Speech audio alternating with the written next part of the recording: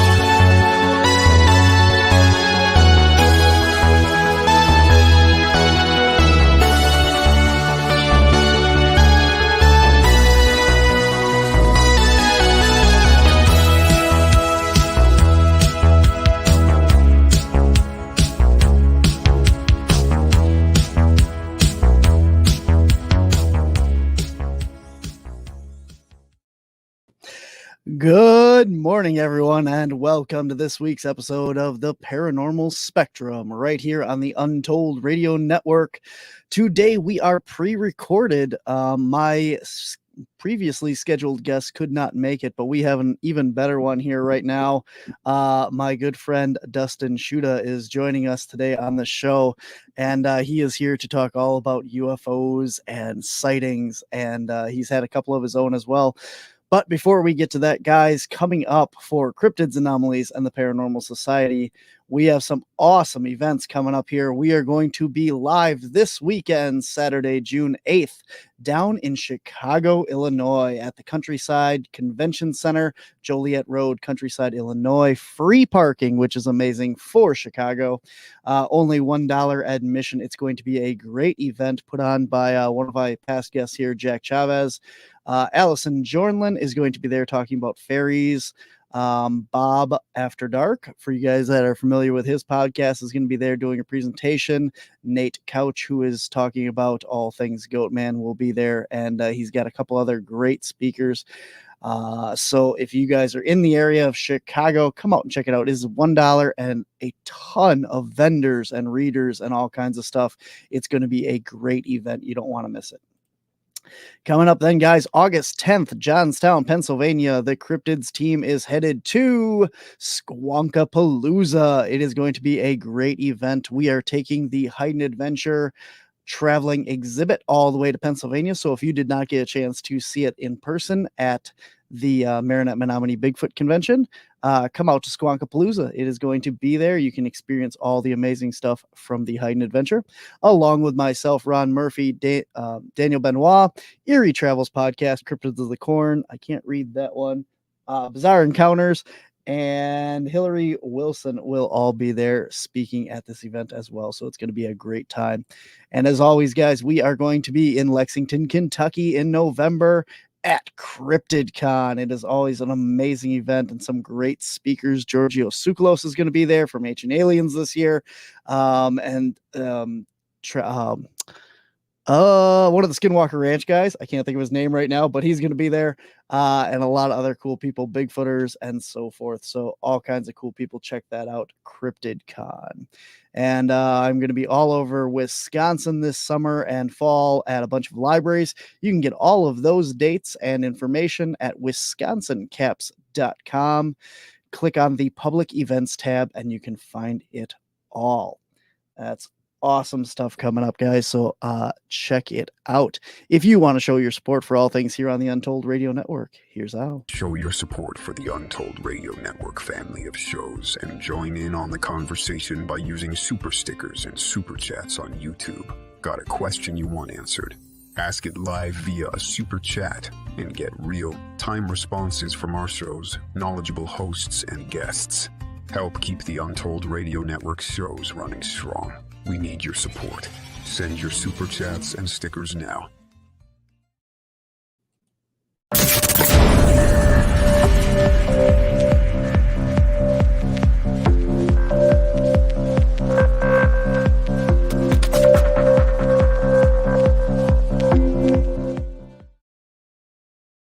All right, guys. As I said, today's show, our guest had an emergency come up and was not able to make it. So I have the amazing and wonderful Dustin Schutta has agreed to step up today and do a pre-recorded. We are not live. We are pre-recorded today. But Dustin Schutta is a ufologist that has been studying the UFO phenomenon in Wisconsin for the past 12 years. He is one of the hosts of Flying Chariots-The Rise podcast.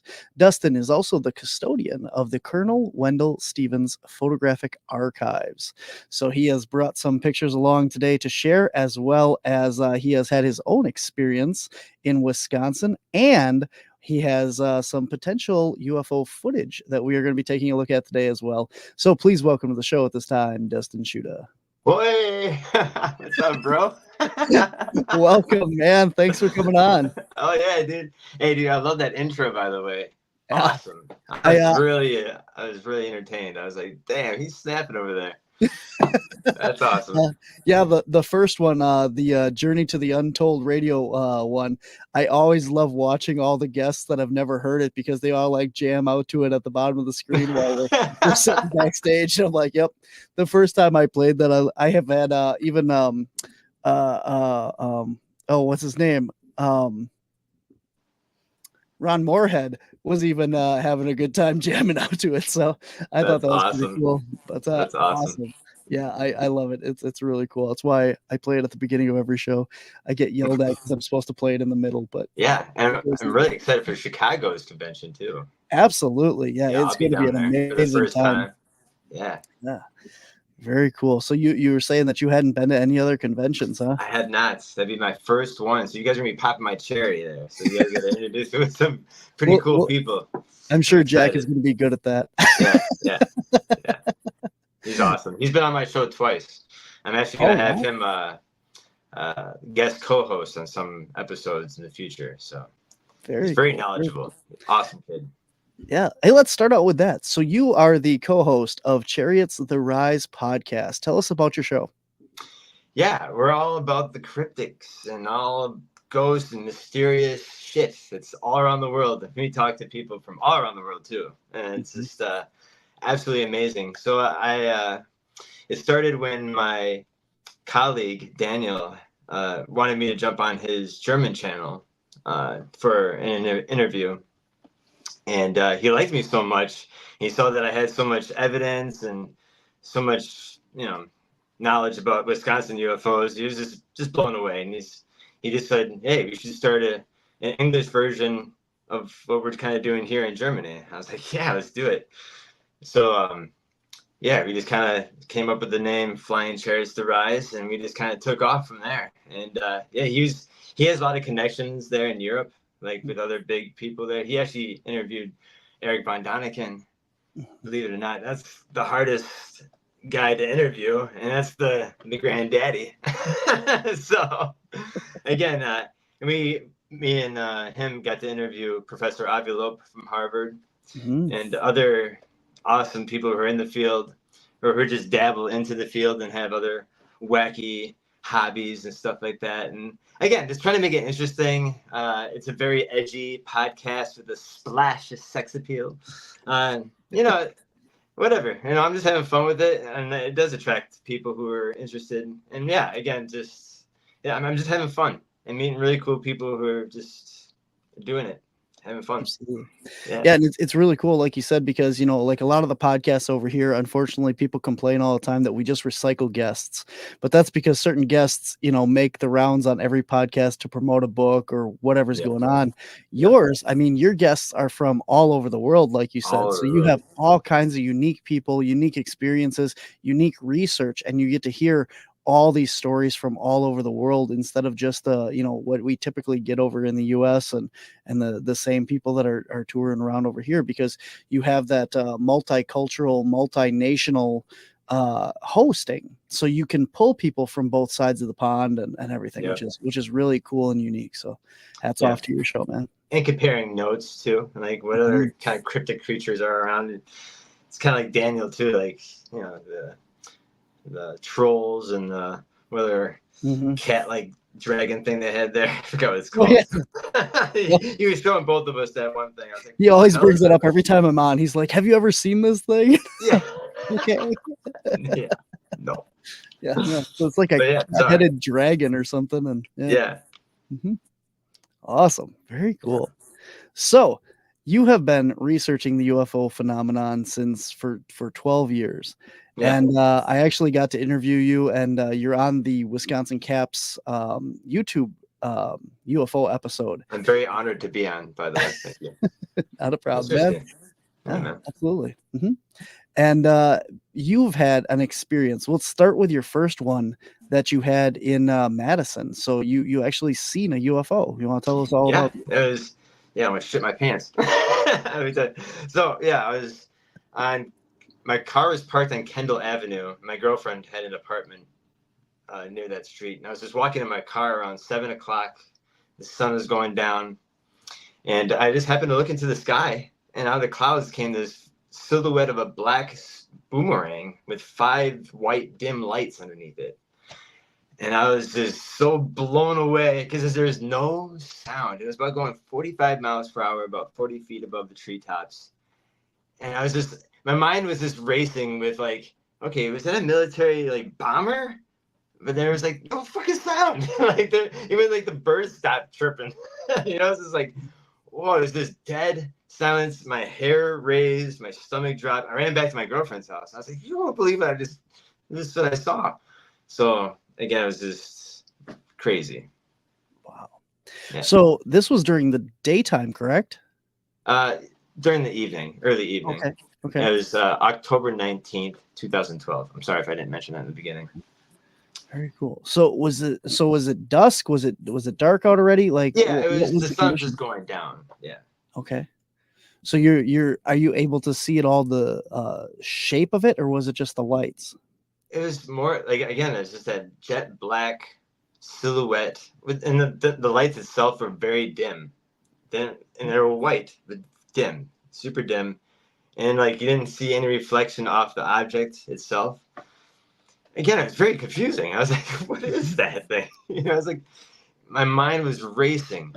And it like that started the whole the downfall, upfall of just getting into the subject of UFOs more heavily and finding out that Wisconsin's a treasure trove for UFOs and ancient astronauts too. And it's really crazy. Yeah, I mean, so let's back up a little bit here. So was the topic of UFOs and stuff on your mind prior to seeing it, or was this something that kind of a catalyst for your journey? It could have been the catalyst. Like this, I was always interested in the UFO phenomenon. Like as a kid, like I was always going to the library and like straight away I'd go to those UFO books because I was always about the picture books anyway. But there's just something about them that's just blown away that like these were real in people's eyes, and well, some people's eyes. And I was surprised that even our elementary school had a really good selection of UFO books. I was like, what is it? So yeah, I was always interested, but that first experience really took off and like said, there's something here. I want you to figure it out. Just started this snowball of this finding out more and more sightings here and finding out 3 towns here, like they claim to be the UFO capital of the world: Dundee, Belleville, and Elmwood. And yeah, having yearly parades decorating their cars like flying saucers and dressing up like aliens and reminiscing UFO stories. And in my eyes, I like to coin the word the modern day cargo cult, because the fact that these things happen over their town so much that something on bottom happens, kind of like these things right here, the Kachina dolls. Like these, our ancient ancestors interacted with these things and then they promised one day to return, but then again they make them for their children so they wouldn't be afraid when they do return. They wouldn't be as shocked. So again, this verbal library with the Native Americans, the Hopi Indians, the Kachinas, and then again with here in Wisconsin, even like in Dundee, they have Dundee Mountain, where even the Native Americans there call it Spirit Hill, because there was so much phenomenon and UFO activity throughout the hundreds of years. So there's something here. I don't know if there's something underground here, or is it because Lake Michigan? I mean, you can see that from space. So like you think, like if you look at Lake Titicaca from this aerial view, it looks like a jaguar pouncing on a rabbit. And Lake Titicaca means stone of the jaguar. So like, how did the ancient Indians know how that was all sketched out just naturally like that? Come on now. But then some ancient visitors like, what your lake looked like? Like a jaguar jumping on a rabbit. I don't know. It's just weird shit. Oh, sorry. Oh. But yeah, weird stuff. I'm trying to watch my mouth here. Let's talk about your collection behind you there a little bit more. Tell us about the history of it, and you kind of briefly did, but let's get into a little bit about what they are, how they started in that. Yeah, well, again, there's the legend of that the Hopi Indians were, I guess, were kind of starving in the desert, not knowing where the food, and just they were just wandering aimlessly, and until like a blue star came about and like came right over them and showed them 3 different mesas that had like plantation or stuff you can eat and hunt and stuff like that. And then after this blue light, these 200 Kachina appeared with all different abilities. Some can do like, make metal stuff, and other are hunters and warriors and stuff like that. But yeah, again, teaching humans how to like agriculture, mathematics, learning the star systems, and like just, again, working with the people. And then they promised one day to return, and they left. But it made such an impact on the people where they continue with their traditions, talking about them, teaching their children, and then especially that, like giving these to their children to, one day if they do return, they won't be as shocked, because they're like, oh, okay, our parents did tell us about these guys. So yeah, again, it's special to me. And again, I could be, this is the ancient astronaut theory eye that I'm seeing it through, but I guess these are spiritual too in a native cultures too. So yeah, I'm always looking at it through ancient astronaut, like, So there, the beings came down, and then the dolls there are the effigies or like recreations of them, correct? Right. Very cool. Right. Very cool. Yes. Awesome. Just a constant reminder that they might return one day, and I have to be frightened of them. But yeah, again, they look very robotic, and they look very astronaut-like. Like this guy. There's a robot here. These could be mistaken as lights coming across his mouth.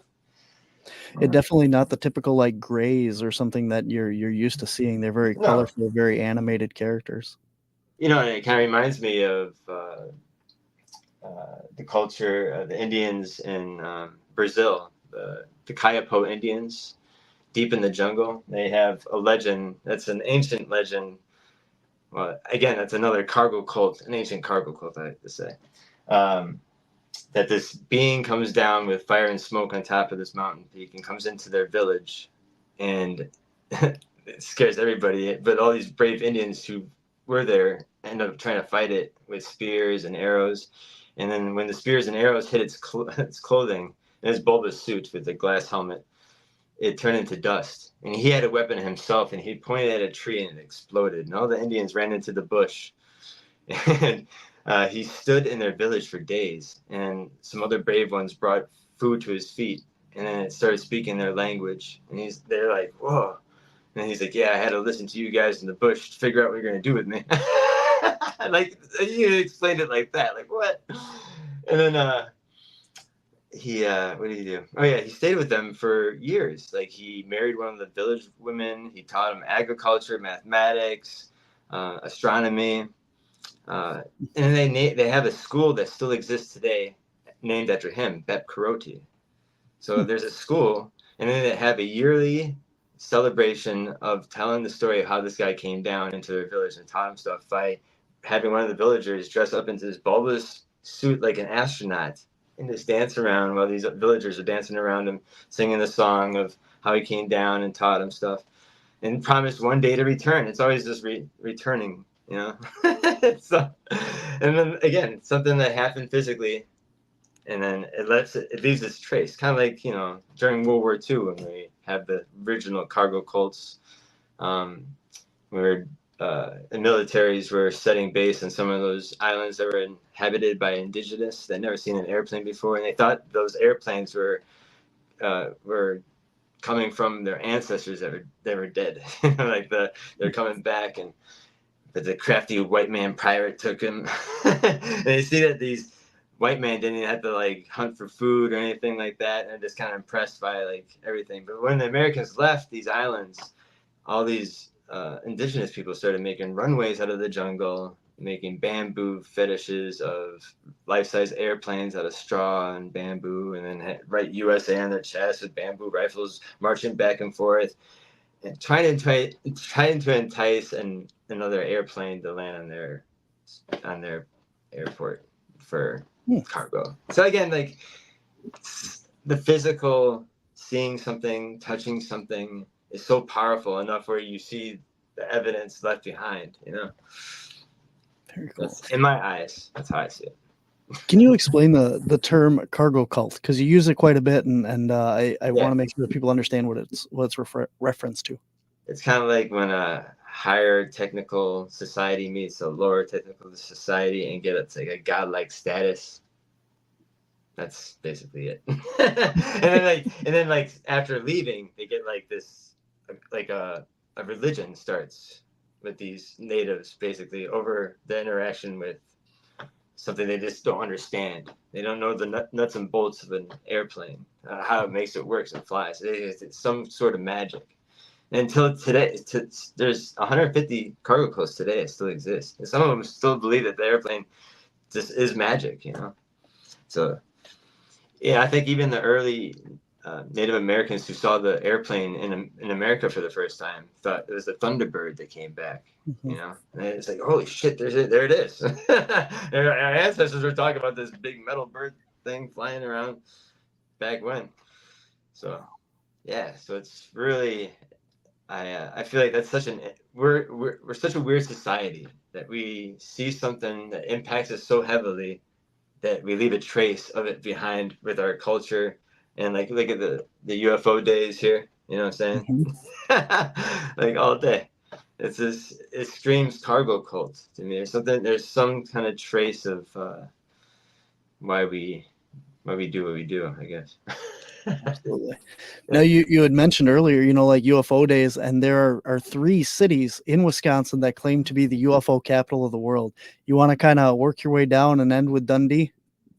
Sure. Yeah, we can start with Elmwood.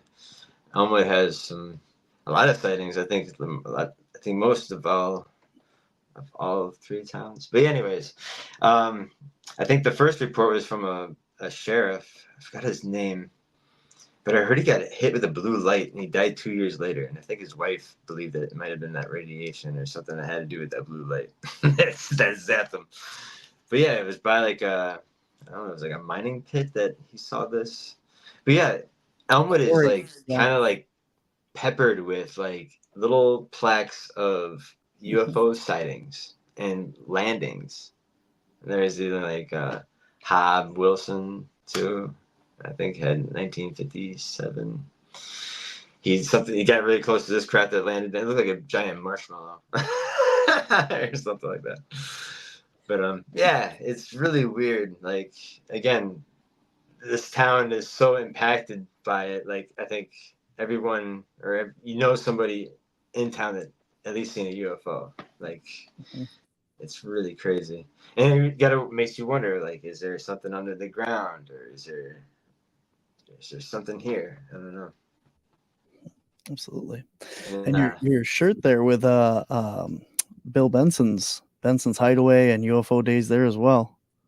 Yeah, actually, I got to meet Bill too. Anybody? I don't know if is it still open there? Do you know? Because I believe the restaurant is, but they don't do the event anymore. Okay, so that's sad. Mm-hmm. But if anybody does venture out there and go into that bar, it's like walking into like some X-File episode. Mm-hmm. Like straight up, it's like you have all this alien paraphernalia everywhere. It's just like old news clippings to like. He even had his own photo album of photographs over Long Lake of UFOs and stuff like that. I was pretty blown away when and everybody in there is just talking about UFOs. And it's just like, that is the best, awesome topic in the world. And especially at a bar and we're just drinking, eating food, and there's just UFO stuff everywhere. And he's very enthusiastic. Bill was very enthusiastic. Mm-hmm. And he just loved the subject and loved talking about it, loved hearing about people's stories. Again, he was very intrigued that I came all the way from Madison to come visit him and the headquarters there. I had to grab a shirt. That was a must. But no, again, I was very pleasantly surprised going there and how nice he was, and the food was good. And yeah. Yeah, so I think somebody told me he believed that under Dundee Mountain, or right, Dundee, not Dundee. Mm-hmm. Dundee Mountain was the a pyramid there, right off a Long Lake, and that's why he believed that all this stuff was happening there. Oh. Yeah. I might have to venture out there again. It's a blessing too that in the base of that mountain has a campground. Like what? Like it's like that's the UFO hotspot, and you have a campground on the base of that mountain. How perfect! I want to like go there every summer just to hope and catch something again. I can't believe I caught one on camera. We'll venture into that subject later. We will get to that in a little bit here. First of all, while we're on the Dundee topic, though, there is a piece of footage here that you sent me of a possible UFO or craft that was filmed over Dundee. Do you want to tell us a little bit about that, and we'll take a look at it? Yeah, it was in 2004 over Dundee. I think it was, I don't know if it was over Long Lake. It could have been. And the guy who filmed it, his name is Richard. I don't know his last name, sadly. I'll give you more credit, Richard, if you hound me down. But yeah, this is amazing footage. This thing goes right over these people's head, and it looks as big as I don't know, like 2 school buses put together or something. I don't know. All right, and you did warn us there is some strong language in here as well, so just be advised of that. But here we go. Let's take a look at that footage. You got it on the wrong thing. Oh my God, this is awesome. Anyone want to take a look? I got it. That's the UFO, no shit.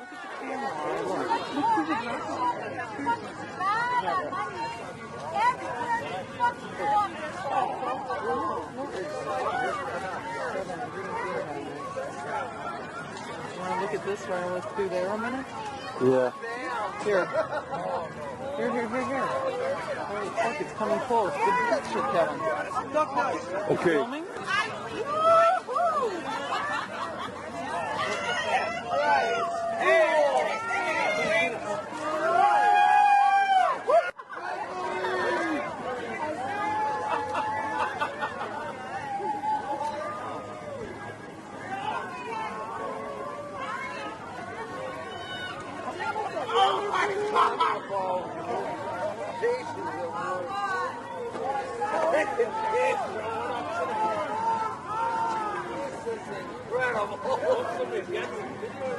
Wow, that was right overhead, Kevin.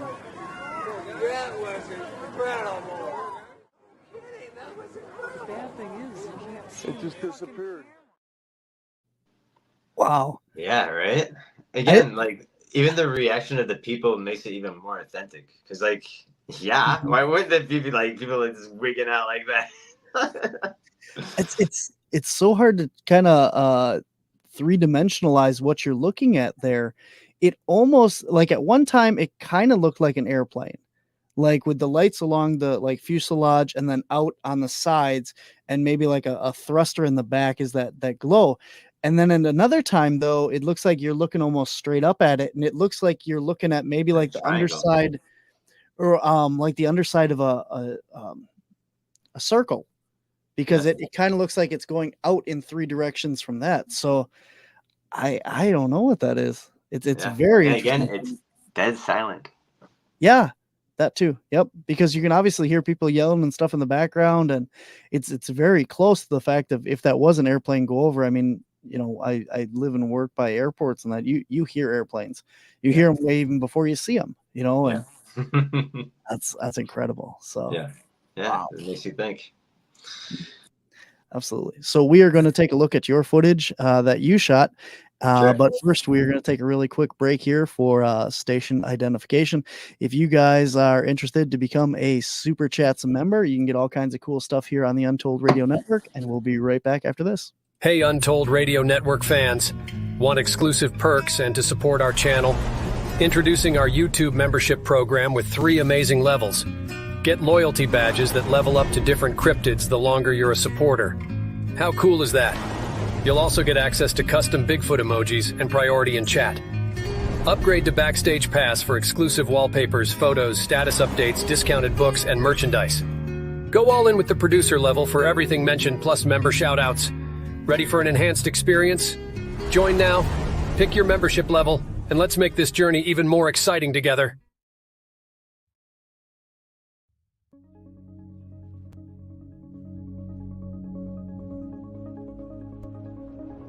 Are you interested in the paranormal, ghosts, spirits, and the metaphysical?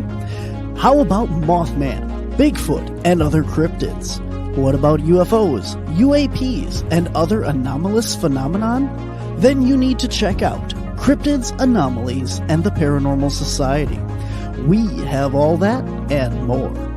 Watch our series, Caps Road Trip, where we travel across the U.S. in search of these phenomena, and bring you not only the history of these locations, events, and encounters, but evidence that we capture along the way. Alongside our team of researchers and investigators, you never know who will be joining in on the investigations. Are you interested in Bigfoot in Upper Michigan? Check out Finding Huyton, a series documenting the Sasquatch activity on a very special 80-acre property just outside of Menominee that has been a hotspot since 2012. Are you looking for something to listen to on your morning commute, road trip, or just hanging out? Head on over to our YouTube and check out one of our several podcasts hosted by members of the CAPS team. Topics and shows spanning everything from paranormal, UFOs, metaphysical, cryptids, and more. And if you're into spooky, check out our mini-series, Spirits of Menominee, which documents the paranormal activity of downtown Menominee, Michigan, or Spirits of Macville, where we investigate one very active location. head on over to YouTube and hit that subscribe button, and you won't miss a minute.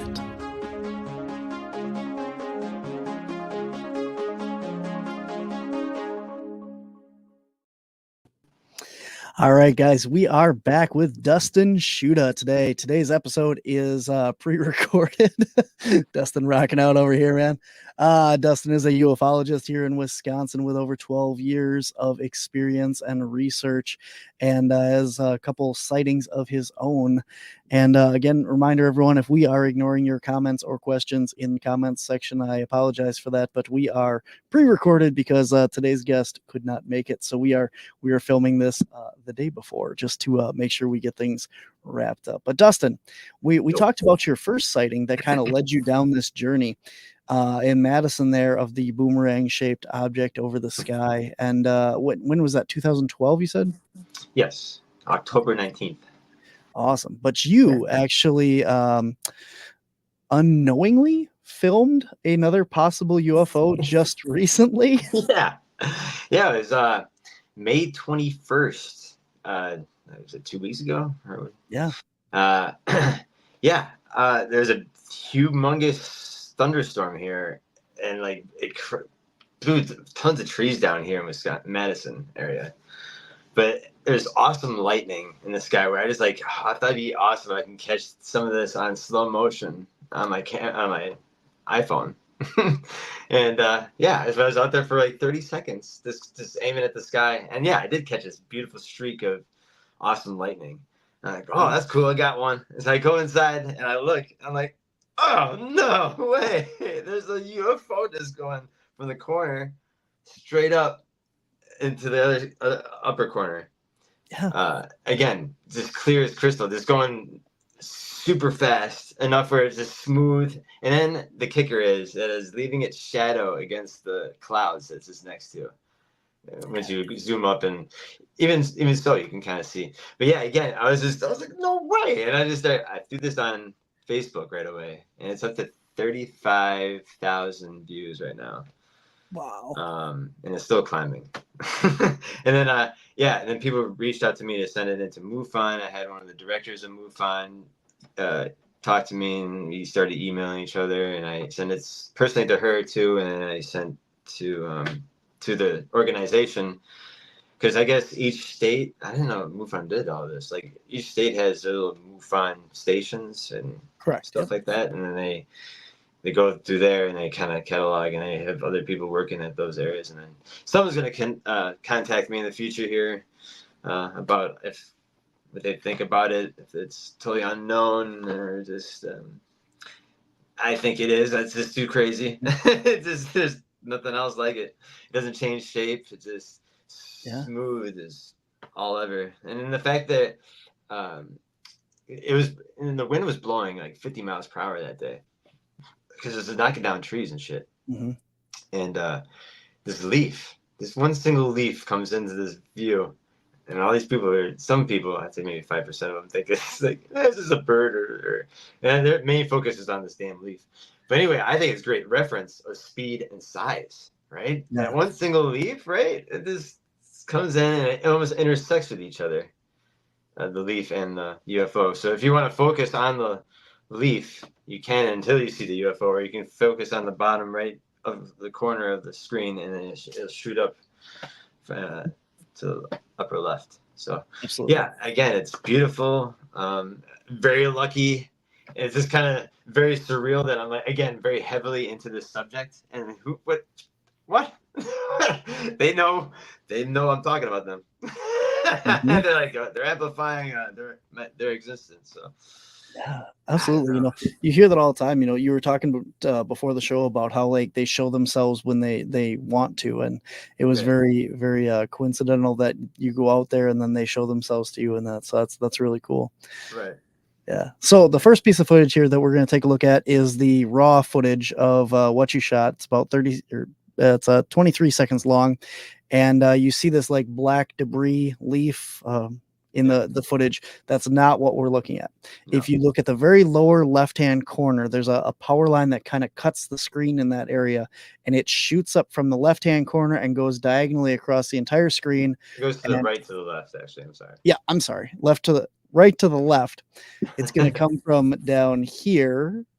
Yep. Down here. Yep. And go up there. There we go.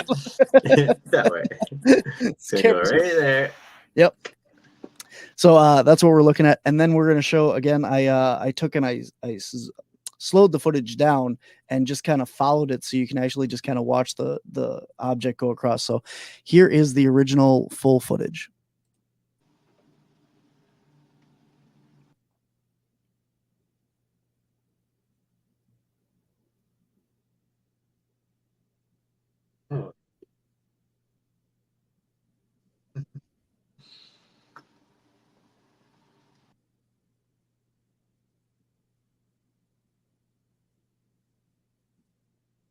Very cool. All right. And now this footage is the slowed down, and it kind of tracks the object in question across the screen, and it jumps twice just to stay focused on it. So just so you know, but it does follow straight across.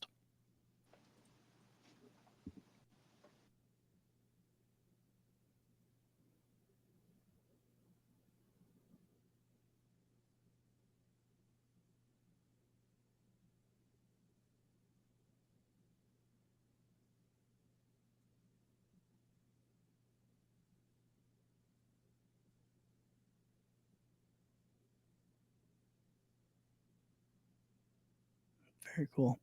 I'm gonna play the original one just one more time, so that now that everyone knows what they're looking at, they can kind of maybe track it a little bit better and see the full across. So again, this is the original.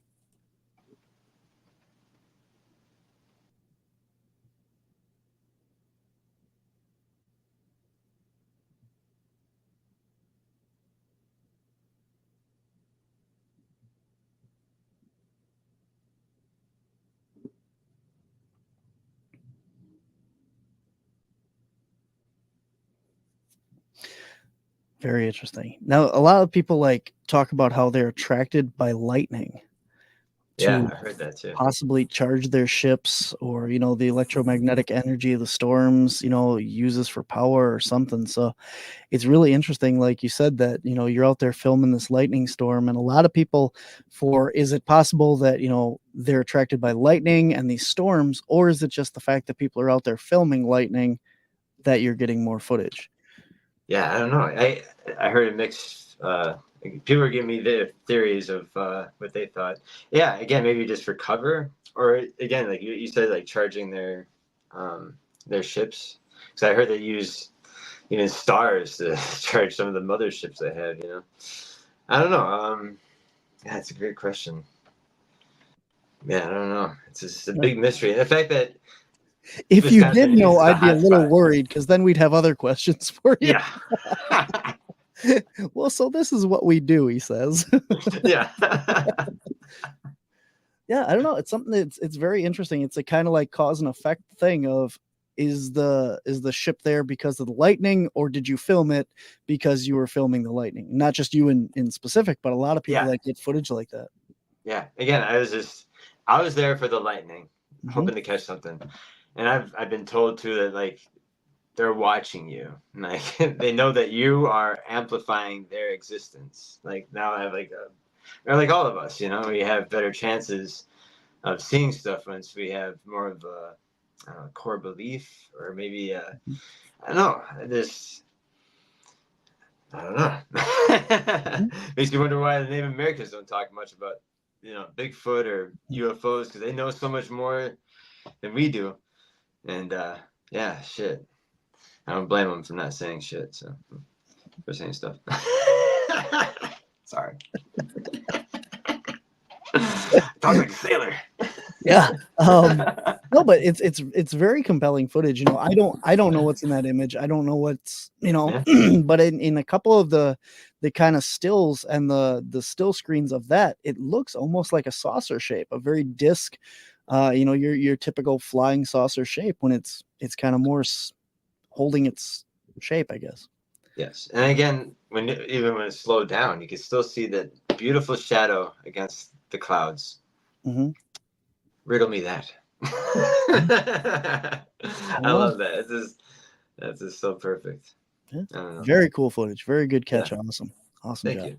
Thank you. So you have, as we talked about in the beginning, you have a amazing collection of photographs that were taken by some pretty predominant people in the field.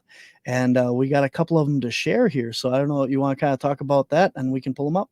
Yeah, First of all, this is not one of them, but we can start with this one because it's on the top. Oh, yeah, right. Talk about the stats. Have you been there yet? I have, yes. Yeah. Oh, okay, cool. Yeah, I have not ventured out there yet. Oh. But no, let me just talk personally about how I got my photographs from Colonel Wendelle Stevens. So he 2 years ago, I caught wind that Colonel Wendelle Stevens' storage locker was being up for bids and boxes were being bidded out of that. And I was like, oh, let's see if I can get lucky enough. And sure enough, I get 1-2 boxes out of that storage locker bid and had about 200 photographs of original cases that he personally worked on. Some of them had documents, some of them had negatives with the photographs, some didn't have the photographs. A lot of the photographs he personally wrote like information about where these photographs were taken. And he did a case here in Wisconsin. I gave you some of the photographs there at Colfax, Wisconsin.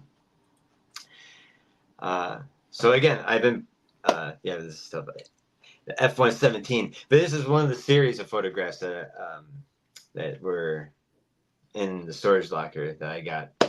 So these were taken in 95, Pensacola, Florida. And yeah, it's just over the water. You see this UFO with this F-117. And I've been told by others that might be something in the field of an F-117. It's not real, because I don't know. Maybe they know where these things were flying at the time. Who knows? But again, there's a series of photographs of this UFO kind of going up and down, and then this aircraft is just going around it, taking swoops at it, just trying to get closer and seeing what the hell it is. And who knows? This thing could have popped out of the water. There's not much. There's no story behind it. The original story behind it, they thought it was some kind of connection between the Billy Meyer case, and I kind of squashed that idea because you can obviously see there's water on the bottom of the photograph, and they were trying to relate it to the Area 51 photographs area. I'm like, well, there's no mountains anywhere, and there's water. And there's no water in the desert, and Groom Lake was a dried up old lake. So I'm like, yeah. So again, these are very controversial photographs, and they've been making their rounds all around the world. I talked to colleagues of Colonel Wendelle Stevens, Michael Horn, to Paula Harris. She worked with Jalen Hynek too, with Wendell. Yeah, beautiful, right? And it's so clear, especially when you're holding it in your hand. It's just stupid. You have a whole photo album of really cool photos. You can see some of them on our episode that we shot with you. Yeah. But I mean, just clear as day. There's ones that I remember of this night video, or not night video, but night pictures of just this craft like landed, and it's like rainbow colored and stuff. It's just amazing. But like, look at these. Like, now these were 94, you said, right? 95. 95. Okay, I'm sorry. But yeah, like these are film. They're not digital pictures. They're not Photoshop edited. These are actual film photographs. Mm-hmm. I thought that was amazing too, to look back and say, okay, well, this is Photoshop. These are fake, and whatever. But they're not. They're an actual picture film. And the other thing is when I was there, you mentioned that you still actually have the negatives to these as well. To some of the cases, not this case, unfortunately. Okay. But some of the pictures that you do. Some of the pictures I do, yeah. Mm-hmm. Yeah, and that just adds so much credibility to these that, like, well, what is that in these pictures? There's just, so much. It looks pretty solid there, especially so much detail. Especially if that airplane is seeing it too, and it's taking multiple swoops at it. Again, and you don't know the whole story behind it, so again, it's just very controversial thinking. of what's really happening here, you know. But again, like I talked to Jim Goodall from Skunkworks. He used to work at Skunkworks. He has his opinions. He thinks this is a gold mine that I have, and these are pretty genuine in his eyes. He disagrees with me in the F-117, the plane itself, but he loves the UFO itself. It is just so beautiful, like I don't know, what the shine almost. And you can see there's a slight blur on that airplane, and that's great because it shows that it's in motion, right? Mm-hmm. So, yeah, they're beautiful, and they're just mysterious, and they're just controversial, and I just like how everybody just like goes crazy over it, like this with theories to being like real to fake, and they even like blame me that I physically faked these things. I wish I was smart enough. Jesus. Yeah. Yeah. So we got another one here. Yeah. Tell us a little bit about this one. Oh yeah, this is Wisconsin here. This Okay. is Colfax, Wisconsin. So there's a police officer, Mark Coltrane, I believe it's 1978. I believe it might be written on the back of the photograph. But anyways, he's a cop, and he was sitting in his cop car eating lunch, and he was listening to the radio, and then he noticed that his radio was trickling in and out. He's like, "Oh, that's weird." And he noticed a metallic object zigzagging towards his car. He's like, "Whoa, what is that?" So he gets out of he noticed he has his camera, and he gets out of his car. He tries to take a series of photographs. I only have 2 of the photographs. I think there's 6 or 4 original photographs. And I think Wendelle Stevens came to Wisconsin and actually interviewed Mark, because he's a cop, because I think cops are even more credible in a sense, because why would they risk their career and other things too? And I don't know, very interesting. It looks like it is zigzagging. He said it's so hard to catch in the sky. Take pictures of it. So I'm pretty sure he has a bunch of photographs that are just empty. This empty sky. Wow. That's really cool. I think those are all we got here, though. Oh, that's right. 78. That's right. Yep. Cool. Oh, there's one more here. This one as well. This is another the same one, the Coltrane. Yeah. That again, the sun is just shining off of it. It's awesome. Yeah. Yep. Very cool. That's the only Lucky. Well, all right. Well, that is amazing. I mean, you have so many cool pictures, and you can see some more of them. Like I said, on the episode, the UFO episodes of Wisconsin Caps, we show kind of more of the photo album and stuff that's there, and just very cool stuff in there. And obviously, like you said, if anybody wants to see more of them, reach out to you, and Yeah, please do. Yeah, there's so much, but awesome. Very cool. Like there's so much, like looking through that album, the pictures in there, like I said, there's stuff that's way better than what we've showed here, but like you said, you just don't have the time and the resources to digitize it, to show it, and that. So well, Barnaby, I'll make it more of a chore to like get my friend over here. He did scan a few photographs, but again, there's just so much. We'll just be there for hours. Like dang. So yeah, I'll get you digitals, and we could do another future episode where we just can display all of them. We just sit there and we just talk about them, stuff like that. I don't know. I think that'd be really cool. There's definitely stuff in there that is just will blow your mind. I mean, for the sake of argument, if all those photographs are real and they're not faked or pie plates or something that was photographed with a film camera, the stuff in there is just amazing. Like the photographs that were taken. And if this thing really did exist and landed, because you have some pictures of landed craft as well.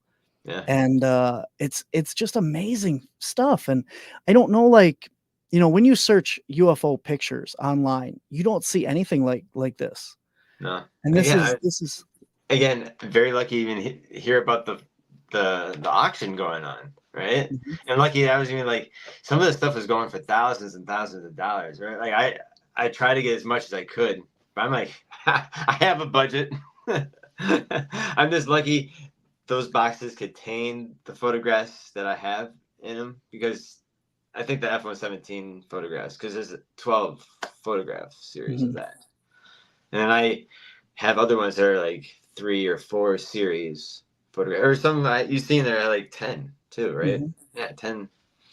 Yeah, it's amazing. It's really surreal. Again, again, like I've been watching these people that like now I'm talking on the phone and having on my podcast. Like I was always watching them for years on documentaries. It's like, man, these people are so cool.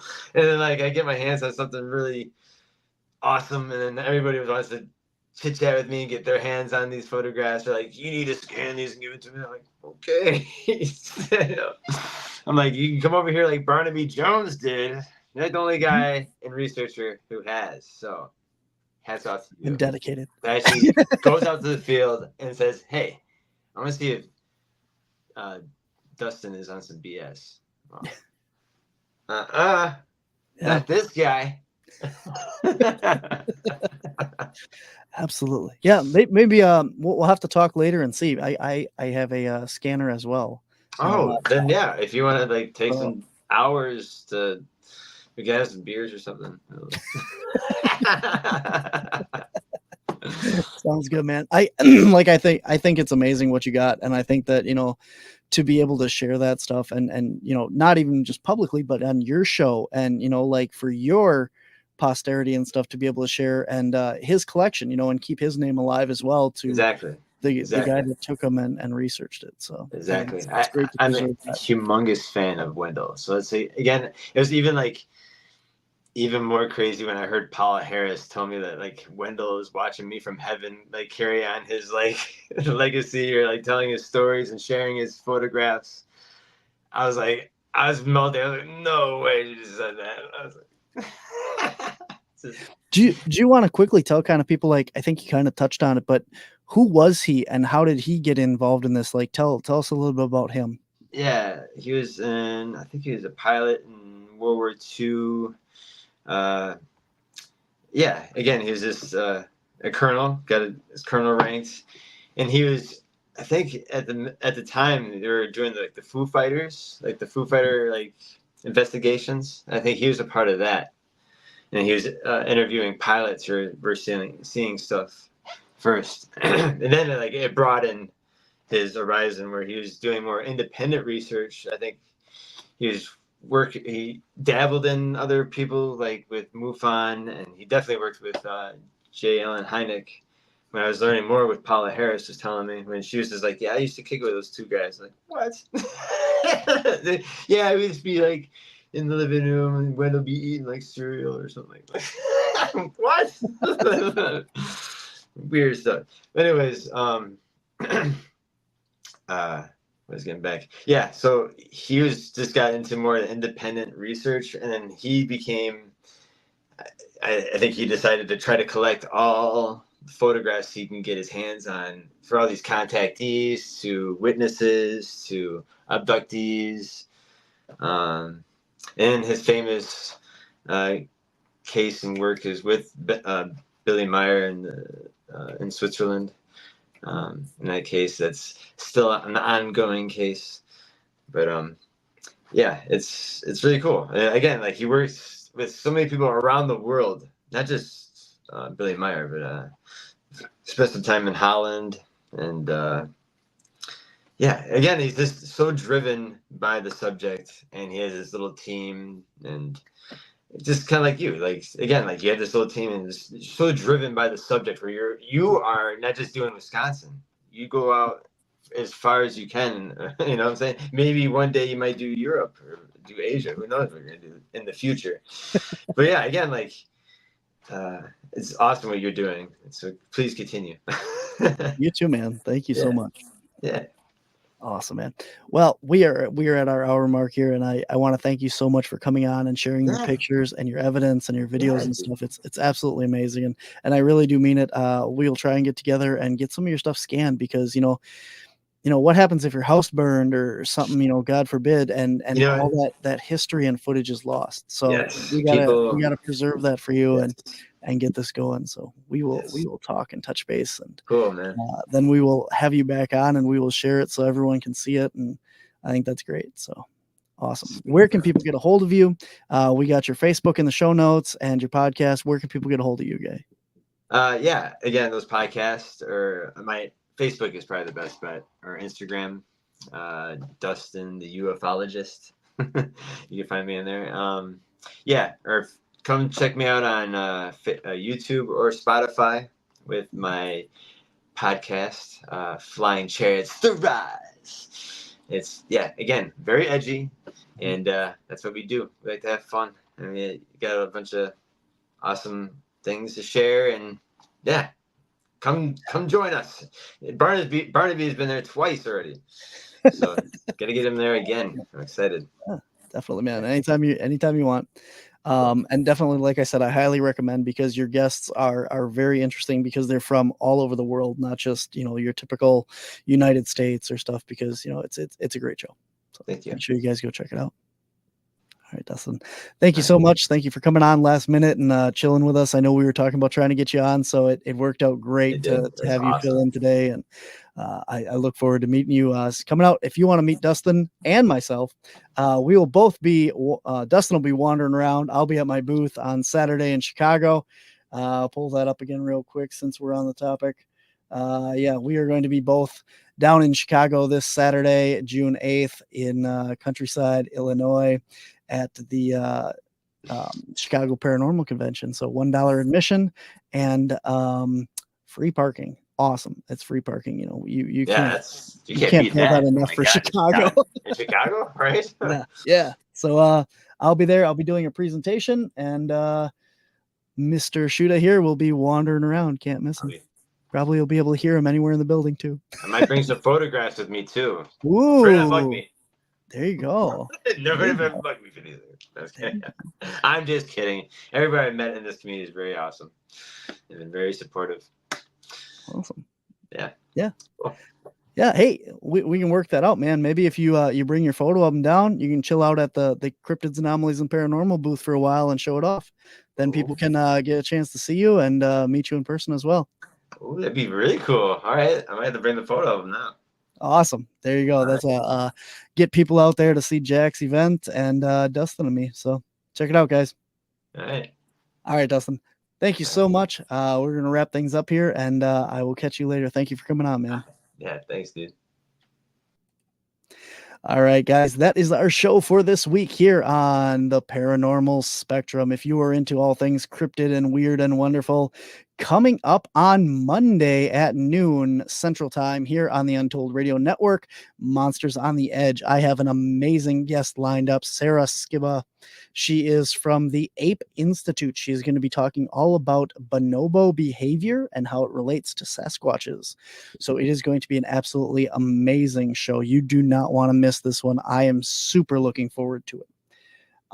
Coming up next week right here on the Paranormal Spectrum, we have filmmaker and researcher Ronald Meyer is going to be on talking about his new documentary on Bradshaw Ranch. He has had a lot of encounters with the paranormal, cryptids, and other things as well, and he joins us here next week on the Paranormal Spectrum. So guys, until next time, I want to remind everyone that we are all part of the Paranormal Spectrum. So get out there, investigate, have some fun. Hopefully we see you in Chicago. And until next time, guys, be safe, take care. I'll see you there. You seem to know something I don't. What's going on? Can you tell me what it is, please? I'm not that slow like